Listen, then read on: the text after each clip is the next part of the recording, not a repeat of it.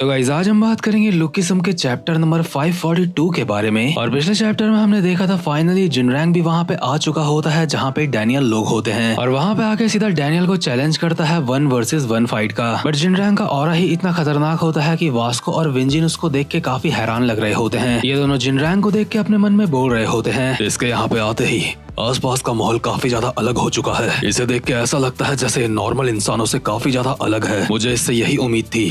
Real king wolf एक अलग ही level पे है। शिट, सिर्फ इसके यहाँ पे होने से ही किसी के लिए भी हिलना भी मुश्किल हो रहा है। ऐसी सिचुएशन में इसके सामने फाइट करने की हिम्मत कौन करेगा इससे। लेकिन विंजिन की फीलिंग का पोपट करके डैनियल आगे जाता है और जिनरैंग को कहता है तुझसे मिलके अच्छा लगा। तो जिनरैंग है ना? दरअसल मुझे तुझसे कुछ कहना था। जिनरैंग कहता है क्या मुझसे कुछ कहना था? हाँ, लेकिन उससे पहले मैं चाहता हूँ तुम थोड़ा सा इंतजार करो क्योंकि फाइट अब भी खत्म नहीं हुई है। मैं उसे इतनी आसानी से छोड़ूंगा नहीं। मुझे तुम्हारा चैलेंज एक्सेप्ट है लेकिन पहले मैं उससे फाइट करूंगा। क्यों शैंगबेक, तुम भी हमारी फाइट को अधूरा नहीं छोड़ना चाहोगे है ना? इतने में ही जैक आगे आ जाता है और डैनियल को कहता है क्या तू फाइट खत्म करेगा? चुपचाप से साइड में बैठा रहे, इसको मैं देखूंगा। जेहोंग मेरा भी दोस्त है और सिर्फ तू ही नहीं है जिसका यहाँ पे दिमाग खराब हो रहा है। और उससे भी ज्यादा जरूरी बात, तू एलाइड का हेड है। इसलिए शैंगबेक जैसे नंबर 2 के ऊपर तुझे अपनी एनर्जी वेस्ट करने की कोई भी जरूरत नहीं है। एलाइड गैंग का हेड जिनरैंग गैंग के हेड से ही फाइट करेगा और उसे हराएगा। शैंगबेक कहता है क्या तुझे लगता है मैं कोई मामूली सा नंबर 2 हूँ? जैक शैंगबेक को कहता है मैं एलाइड का नंबर 2 का बंदा हूँ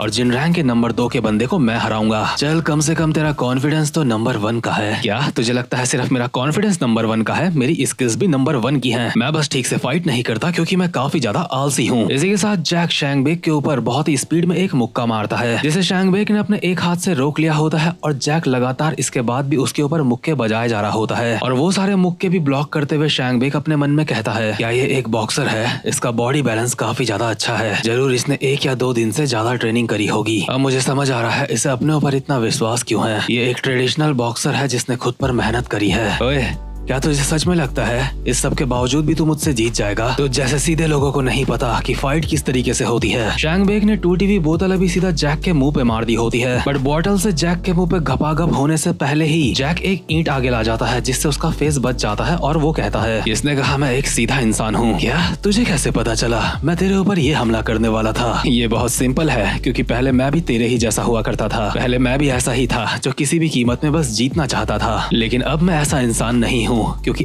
जीत हमेशा के लिए नहीं होती। अब मुझे वो रास्ता मिल चुका है जिस रास्ते पे मुझे चलना है। मुझे फाइनली अपनी रोशनी मिल चुकी है। मुझे जिसके पीछे जाना है। जैक घुमा के शैंगबेक के एक मुक्का मारता है लेकिन शैंगबेक अपने एक हाथ से उस मुक्के को रोक लेता है और कहता है सच में काफी ज्यादा दुख की बात है। अगर तूने मुझसे ट्रेनिंग ली होती तो आज तू काफी ज्यादा ताकतवर होता। अच्छा, तू तो ऐसे बोल रहा है जैसे तू मुझसे ज्यादा ताकतवर है। जैक शैंगबेक के एक और मुक्का मारता है लेकिन शैंगबेक पीछे की तरफ हट के अपने पैर से जमीन में पड़े पानी के छींटे सीधा जैक के मुंह पे मारता है और कहता है तो ये कहना चाहता है कि मैं तुझसे ताकतवर नहीं हूँ? हाँ। जैक अभी अपने सीरियस मोड में आ चुका होता है और अपनी फुल स्पीड में शैंगबेक के अगल बगल घूम रहा होता है उसे कंफ्यूज करने के लिए और कहता है शार्क टीथ वाले, मैंने अब तक तुझे अपनी फुल पावर दिखाई नहीं है। जैक की स्पीड देख के शैंगबेक भी थोड़ा सा हैरान लग रहा होता है और टेसोमा भी हैरानी के साथ कहता है कमाल है। तो ये स्पीड है 2nd जनरेशन की। इसे देख के ऐसा लग रहा है जैसे पुराना गोंग शॉप जी दोबारा से जिंदा हो गया है। लेकिन अफसोस वो गोंग शॉप नहीं है। अबे ओए, मैं तेरे बगल में खड़ा हूँ, मैं अभी मरा नहीं हूँ। लेकिन तूने बहुत अच्छा एग्जाम्पल दिया। ये सब कुछ बिल्कुल वैसा ही है जैसे पुराना गोंग शॉप अब भी जिंदा है या फिर टेसोमा भी अब तक जिंदा है। सही कहा, हम अपने डिसाइपल्स के रूप में हमेशा जिंदा रहेंगे। और ऑब्वियसली टेसो का डिसाइपल है हडसन अहान जो पहले ही ठुक पिट चुका है। यानी कि डिसाइपल तो ठुक पिट चुका ही है और साथ ही साथ में मतलब मास्टर भी कोई इतना खतरनाक अभी लग नहीं रहा है मुझे जिनरैंग के सामने। वहीं दूसरी तरफ हम देखते हैं जो जैक शैंगबेक के ऊपर लगातार मुक्के बजा रहा होता है। अपनी स्पीड की मदद से वो शैंगबेक का डिफेंस तोड़ने में कामयाब होता है और ये चीज देख के वास्को और विंजिन तो काफी ज्यादा हैरान लग रहे होते हैं क्योंकि जैक अभी उस बंदे का डिफेंस तोड़ रहा है जो एक किंग के लेवल से भी ऊपर है या फिर एक किंग के जितना है। बट आपको बता दो जैक क्लियरली शैंगबेक का डिफेंस नहीं तोड़ पा रहा है क्योंकि शैंगबेक के क्लियरली अब तक एक भी अटैक नहीं पड़ा है, बस हल्के फुल्के पड़े हैं। और जब जैक अपनी फुल कोशिश कर रहा होता है शैंगबेक को मारने की तो शैंगबेक अपनी कोहनी से जैक की रिस्ट में मार के उसका हाथ नीचे करके जैक के मुंह पे एक मुक्का मार के उसके मुंह से काफी सारा विमल हवा में उड़ा देता है और कहता है बच्चे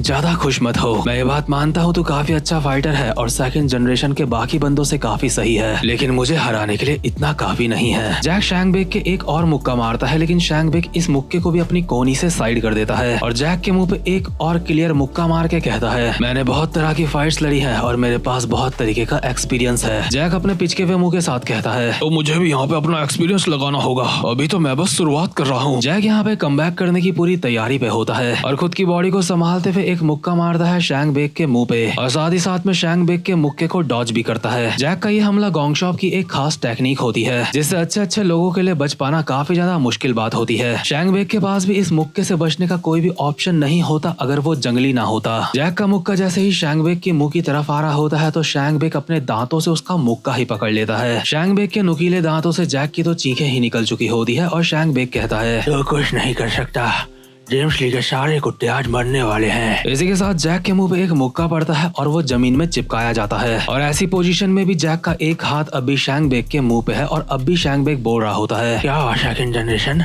दर्द हो रहा है? तुझे गोंग शॉप के पास नहीं जाना चाहिए था, तुझे मेरे पास आना चाहिए था। और अपने दूसरे हाथ से शैंग बेक ने जैक के मुंह पे मुक्के ही मुक्के बजा दिए होते हैं। लेकिन जैक इतनी आसानी से हार मानने वालों में से नहीं है। जैक ने अपनी टांगों से शैंग बेक की कमर पकड़ ली होती है और कहता है, बकवास करना बंद कर, मैंने अपनी रोशनी को ढूंढने में काफी मेहनत करी है। भले ही तू मुझे कितना भी बहलाने की कोशिश कर ले, लेकिन मैं अपनी रोशनी को खुद से अलग कभी नहीं होने दूंगा, क्योंकि मैं हूँ Jack Lee, the iron fortress, the king of Degos city monks disciple. जैक ने शैंग बेक के पीछे से बाल पकड़ लिए होते हैं और अपने पैरों और हाथों की मदद से उसको नीचे गिरा के उसके ऊपर आ चुका होता है और उसके मुंह पे मुक्कों की बौछार बस करने ही वाला होता है और शैंग बेक कहता है, ये काफी ज्यादा दिलचस्प है, आजा। पर इतने में ही विंजिन जबरदस्ती का बीच में आ जाता है और शैंग बेक के मुंह पे लात मार के उसको आगे की तरफ फेंक देता है और कहता है, ओए हरामखोर बॉक्सर, मैंने तुझे कहा था ना, ये शार्क वाला बंदा मेरा है। और सच में पर्सनली मुझे ऐसा लगता है कि विंजिन को बीच में नहीं आना चाहिए। जब 1 वर्सेस 1 फाइट चल रही है तो बीच में क्यों आना? पर इसके बावजूद भी शैंग बेक एक स्माइल के साथ कहता है, क्यूट हरामजादे,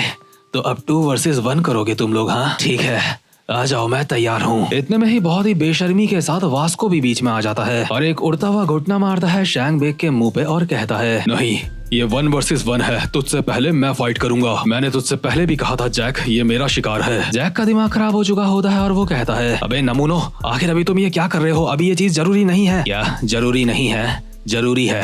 ये साला बॉक्सर लगभग उससे जीतने ही वाला था, लेकिन इस दांत वाले को मैं हराना। इससे पहले कि विंजिन अपनी बात पूरी कर पाता, जिनरैंग साइड से आके खतरनाक सा मुक्का मारता है विंजिन के और कहता है, तुझे उस फाइट के बीच में नहीं आना चाहिए। विंजिन की हालत इस एक मुक्के से पिचके हुए टमाटर की तरह हो चुकी होती है और वास्को जो ये सब कुछ देख के हैरान हो रहा होता है। जिनरैंग का एक मुक्का उसके भी मुंह पे पड़ता है और वो सीधा दीवार पे जाके चिपकता है। जिनरैंग कहता है, और तुझे भी मैं यही बात बोलना चाहता हूँ। और मैं तो यहाँ पे सोच रहा था कि जिनरैंग अब जैक और शैंग बेक की 1 वर्सेस 1 फाइट होने देगा, लेकिन जिनरैंग ने जैक के भी मुंह पे एक मुक्का मार के उसको जमीन में चिपका दिया होता है और कहता है, सेकंड जनरेशन बहुत ज्यादा बदतमीज है। ओए, तेरा नाम डैनियल पार्क है ना? तेरे दोस्त बहुत ही मैनरलेस किस्म के हैं। लगता है शैंग बेक की शूलेसिस खुल चुकी हैं। शैंग बेक, अपना वक्त ले शूलेसिस को वापस से बांधने में। और ऑब्वियसली जिनरैंग ने ऐसा इसलिए कहा है क्योंकि कहीं ना कहीं उसे पता है कि शैंग बेक को भी रेस्ट की जरूरत है थोड़ा। और जो जिनरैंग ने अभी वास्को और विंजिन को पेला है ना, मुझे वो पर्सनली काफी अच्छा लगा है। मैं चाह ही रहा था कि ये दोनों मार खाएं, क्योंकि ऐसे फाइट के बीच में इन्हें नहीं आना चाहिए। मतलब ये लोग खुद को हीरोज मानते हैं और यहाँ पे विलन वाले काम कर रहे हैं। 3 बंदे एक को मारने की कोशिश कर रहे थे, हालांकि उनकी इंटेंशन ये नहीं थी, लेकिन हो तो यही रहा था। तो खैर, जैक लोगों की फाइट के बीच में क्योंकि जिनरैंग आ चुका होता है, इसलिए गोंग शॉप जिनरैंग के सामने आ जाता है और कहता है, नामो अमिताबुल, ओए जिनरैंग,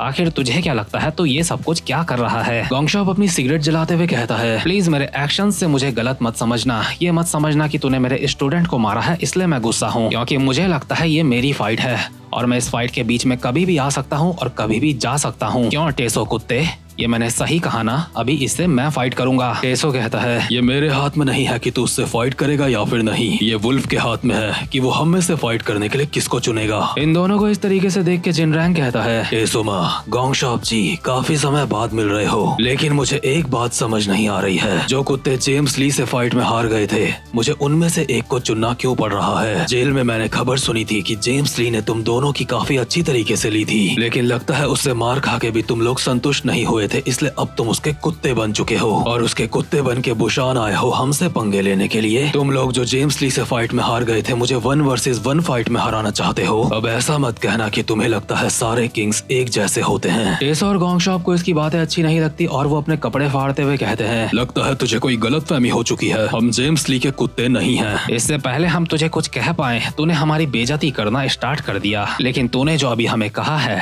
मैं इस बात को ऐसे ही जाने नहीं दे सकता। किंग ऑफ बुशान, क्या तू हम दोनों को सच में हरा सकता है? गोंगशॉप और टेसो अभी फुल जोश में आ चुके होते हैं फाइट करने के लिए, बट पर्सनली मुझे ऐसा लगता है अगर ये दोनों साथ में भी आएंगे तो भी ये जिनरैंग को नहीं हरा सकते। और इसी के साथ ये वाला चैप्टर यहीं पे खत्म होता है। लेकिन चैप्टर खत्म करने से पहले आप गोंगशॉप की गुस्से वाली शकल देखो। गोंगशॉप को इस तरीके से देख के मुझे ऐसा लग रहा है मैंने इस तरीके का कोई ना कोई तो पोकेमॉन देखा है, लेकिन मुझे ठीक से याद नहीं आ रहा। इसलिए आप बताओ कि गोंगशॉप कौन से पोकेमॉन की तरह लग रहा है? जिसका पोकेमॉन इसकी शकल से काफी ज्यादा मैच कर रहा होगा उसकी कमेंट को मैं पिन कर दूंगा। तो खैर गाइस, अब मैं मिलता हूँ आपसे अपनी नेक्स्ट वीडियो में, तब तक के लिए गुड बाय।